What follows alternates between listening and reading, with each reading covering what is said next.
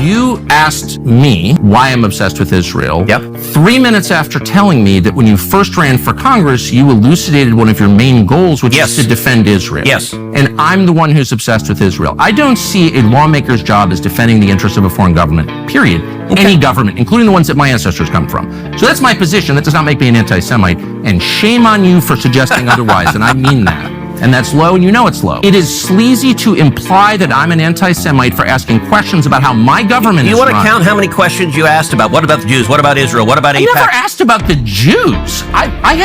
This has nothing to do with the Jews, whatever that means. This has to do with a foreign government. And once again, shame on you for conflating the two. Thank you very much. A short time ago, the U.S. military carried out massive precision strikes on the 3 key nuclear facilities in the Iranian regime: Fordow, Natanz, and Esfahan. Everybody heard those names for years as they built this horribly destructive enterprise. Our objective was the destruction of Iran's nuclear enrichment capacity and a stop to the nuclear threat posed by the world's #1 state sponsor of terror. We is VishusTv, Wow Vicious Network. We are VishusTv. We are VishusTv. Yo, welcome everybody. This is Dice Game G coming back here for another commercial, another break, you know what I'm saying, another ad, you know what I'm saying. This is 2025, we doing it live, you know what I'm saying. Make sure you subscribe to my YouTube channel. We are VishusTv. Subscribe to our Rumble channel. We are VishusTv. Also, go to Big Shoot, Dice Game 615. We are VishusTv. We done crossed 1,000 subscribers. Yes, we doing it live and lit into 2025. Please show us some love. Me and Dickie Jr., we want to go on and live stream on, YouTube. We only got 36 subscribers. Please go to YouTube and hit that subscribe button. Make sure you hit that like button after you view one of them videos, or, you know what I'm saying, them shorts. I'm telling them shorts be live and lit. You know what I'm saying? We doing it big here, you know what I'm saying, on Raw Vicious Network. That's what we're gonna be changing to, and I hope I see and hear from everybody. Make sure you hit that comment.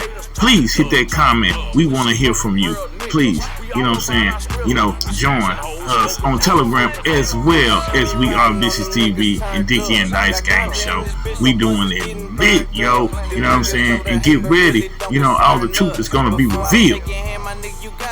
Trust. I'm so turned up. Murfreesboro nigga, baddest grilla, earn bucks. I'm a gorilla, I kill you for my turn, cuz I hop up in that Chevy riding heavy burn. Now back to our presentation.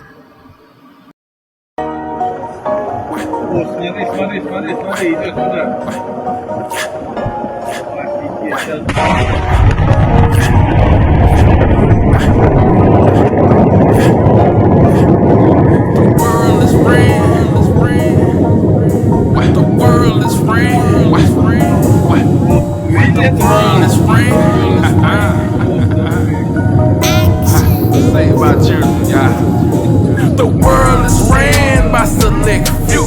They tryna brand the name and bear us with a chip. But this the antidote. I'm hit with some truth. We not meant to survive, but that's the dirty truth. The world is ran by select few. That's right. They tryna brand the name and bear us with a chip. But this the antidote. And rallying against a U.S. war with Iran. We spoke to a protester just after those strikes were announced. Take a listen. What the United States has done is attack Iranian sovereignty and has basically said that they are starting war with Iran, trying to recklessly start a regional war within the area to continue destabilizing the region. We're out here today to stay hands off of Iran. We don't agree, and we demand for the United States to fully pull out of its imperialist agenda of Iran. We also spoke to an Iranian American in Little Tehran near Westwood. She said she and her family are in support of a regime change in Iran. Iran is a threat to Middle Eastern countries, and I'm very happy about this, what happened, and if President Trump is going to stop the making Iran from making nuclear and atomic bomb. This should 100% happen.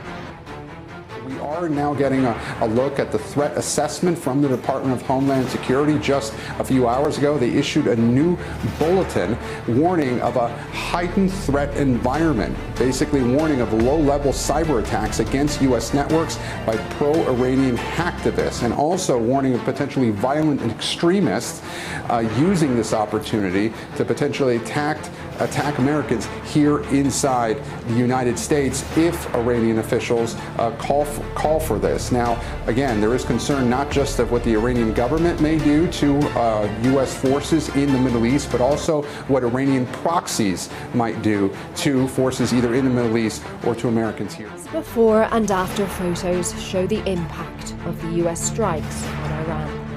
A CNN analysis found Iran's Fordow nuclear facility had been left with at least 6 large craters, pointing to the use of bunker-busting bombs by the US military.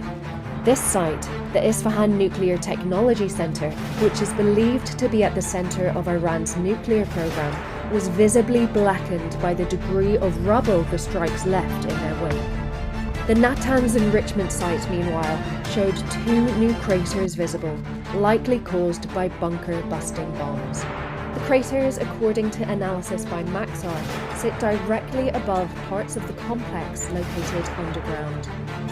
Initial damage assessments to the 3 sites are ongoing, according to the UN's International Atomic Energy Agency. The States just attacked 3 of Iran's key nuclear facilities, and here's exactly what went down. At around 10:30 a.m. Eastern Time on June 21st, at least 3 B-2 bombers departed from the Whiteman Air Force Base in Missouri. These B-2 bombers were carrying a total of 6 bunker buster bombs, which only the United States has. Once these B-2 bombers made it across the Atlantic, they were refueled by fueling planes in Europe and other areas of the Middle East. Once these B-2 bombers started getting closer to Iranian airspace, other military fighter jets escorted these B-2 bombers into Iran. This was in case Iran noticed the B-2 bombers and sent military jets of their own to shoot down the B-2s. 3 nuclear bases were hit, but the B-2s were only targeting Iran's largest base, known as Fordow. Fordow is built under a mountain and stretches 80 meters underground. The B-2 bombers dropped the 6 bunker busters, which are capable of detonating roughly 70 meters underground.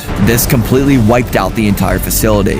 As for the 2 other bases attacked, Isfahan and Natanz, the United States had a different strategy for these. The US fired 30 Tomahawk cruise missiles from submarines that were 400 miles from Iran's coast in the Arabian Sea and Gulf of Oman. The Tomahawk cruise missiles are different in that they can't penetrate as deep underground, but they likely destroyed these 2 nuclear facilities. We got into the Middle East. We should have never gone into the Middle East. Under my leadership, we will turn the page forever on those foolish, stupid days of never-ending wars.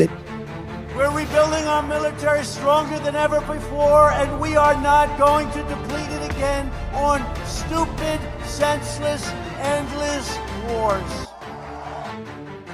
World War III has never been closer than it is right now. We need to clean house of all of the warmongers and American last globalists and the deep state. I am the president who delivers peace. I was the first president in decades who didn't start a war. And the worst, most incompetent, most corrupt president in history is going to drag us into World War III. And this horrible, horrible president is dragging us toward World War III. We're going to be in World War III soon, because I think we would have been good with Iran. I don't want to do anything bad to Iran. Large sections of the Middle East. I mean, look at the death and destruction that's taken place. And none of this would have happened if I were president. Our opponents join with warmongers and neocons to wage endless wars, these wars that never end. Together we're fighting to secure our borders, end the endless foreign wars, and defend the working people of America. But the Muslim and Arab voters in Michigan and across the country want a stop to the endless wars and a return to peace in the Middle East. That's all they want. Speaking of World War III, I'll keep you out of World War III. What would happen if we had a war? We won't, with me, but you will have World War III, I believe, without me, but we won't have. I will be sure that World War III will not happen. I'm the only one can say it won't happen. But I stand here today, and I'm the only candidate who can make this promise. I will prevent, and very easily, World War III, very easily.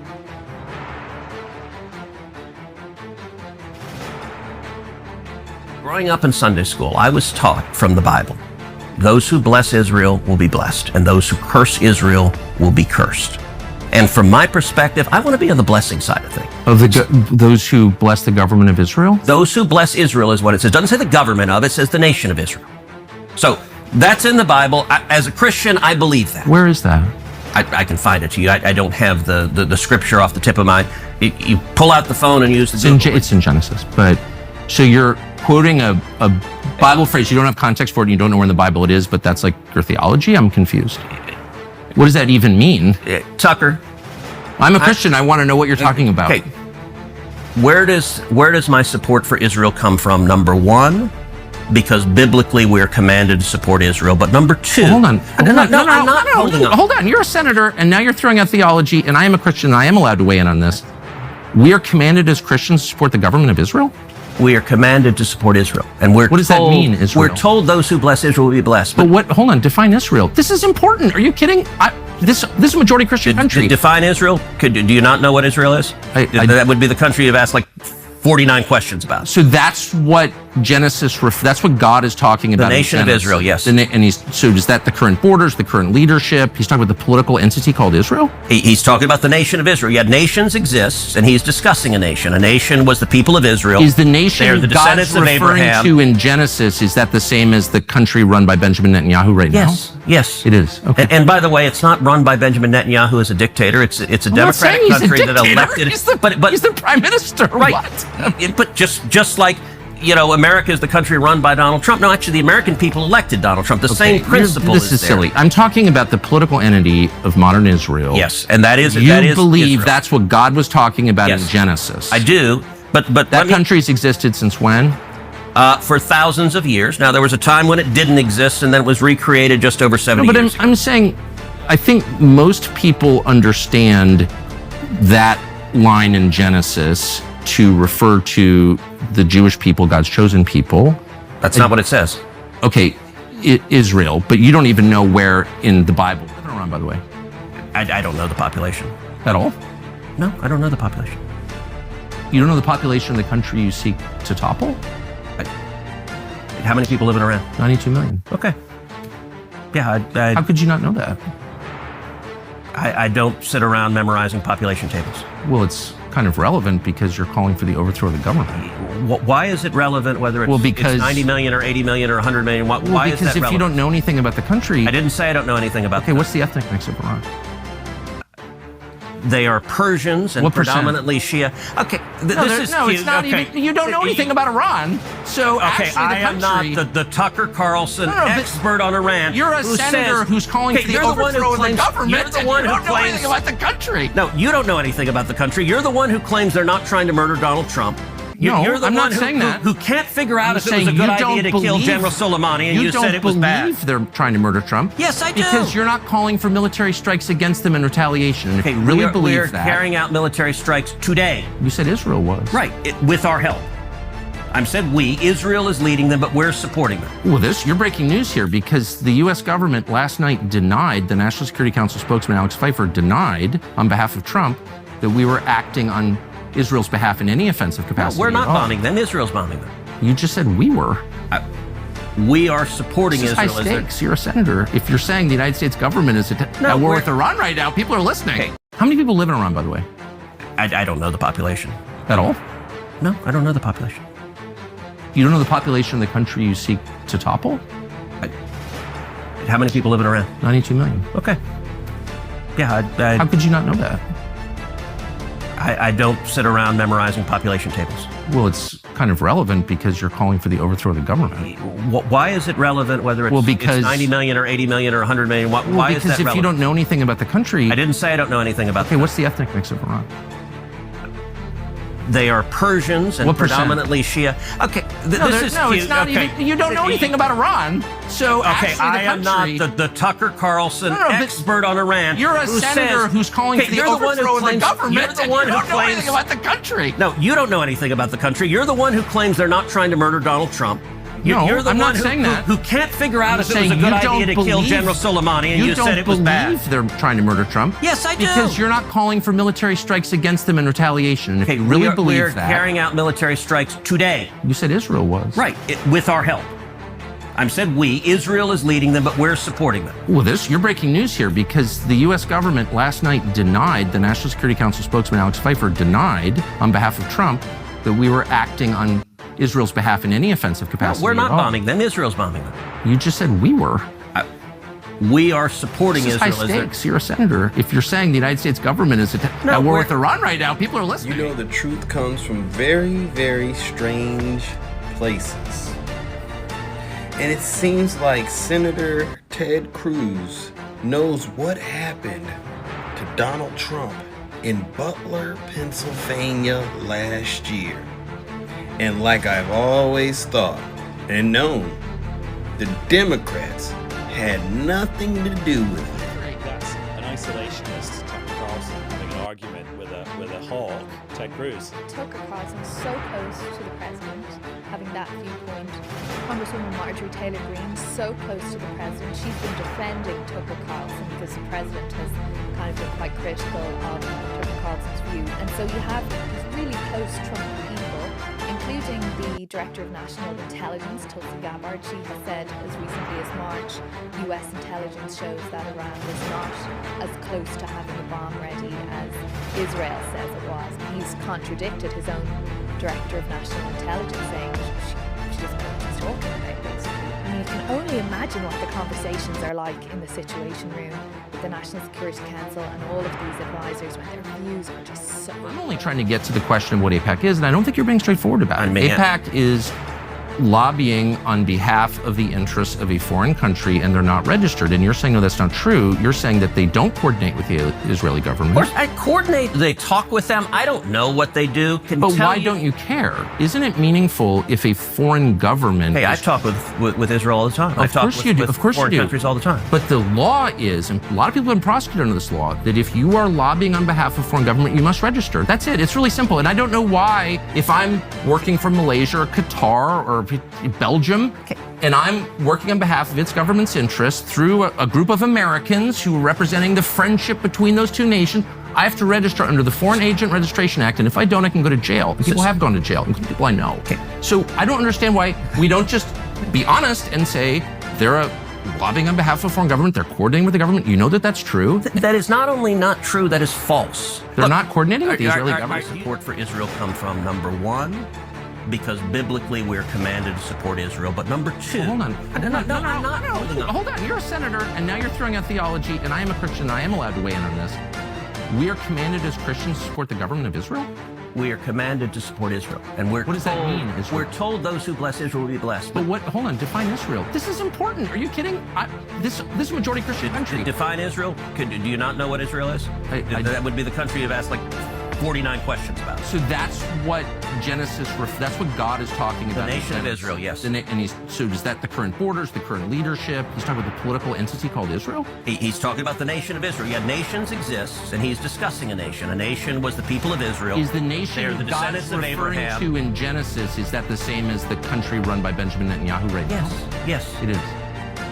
And I'm really happy he said that, because when you hear it, you realize how ridiculous it sounds. Even if you're not following the theology, if you don't identify as a Christian, you realize that you have a senator that is sitting across saying that his number one reason, he didn't say one of the reasons, he said my number one reason that I support Israel is because the Bible commands me to do so. And just so you know, the Bible does not command, and this is what Tucker Carlson is getting to in that clip, it absolutely does not command you to support the modern state of Israel. Like Genesis is pointing to the modern 1948 created state of Israel, and you must support it, despite the fact that it is very much involved in what can only be described as demonic behavior since its creation, right? And so you're going to ignore every other biblical passage. You're going to misinterpret this one. It's a dispensationalist heresy. Dispensationalist heresy, which was factually funded by the World Zionist Congress. And we can do another episode on that as I present to you guys all of the evidence that what it guided the notations. This really stems from the Schofield Bible, the heresy of the Schofield Bible. Schofield himself was an absolute fraud who got funded and was overseas and alleges that he wrote all of these notes in the Bible and is telling people how to read their Bibles. The first time that notations were put underneath the passages. So this is what Genesis says, and this is what it means, and this is how this heresy arrived in America. Then somehow this guy is able to become the most printed book, and Oxford Press gets behind it because, like a random pastor, you get the idea here. It was very much a funded effort to have Christians misunderstand the Bible, and Ted Cruz is one of the... So it seems likely the U.S. government will participate in offensive strikes on Iran's nuclear facilities. If that happens, what next? How does Iran respond? Can airstrikes alone end the nuclear program? What happens to the rest of the countries in the region and Iran's allies? Do they get involved? There's no better person to talk this through with than former Pentagon official Dan Caldwell. As we sit here right now, I hope you'll correct me if you think this impression is wrong, but I think the general view among people who are watching what's happening in Iran is that there will be some kind of U.S. strike. I'm getting this from what I'm reading in the popular press. There will be some kind of strike on Iran by the U.S. military against an enrichment site, the famous subterranean enrichment site, with some kind of large conventional bunker buster weapon. That has not happened. Of course, we don't know that's going to happen. We don't know anything. But let's just assume that does happen. What happens next?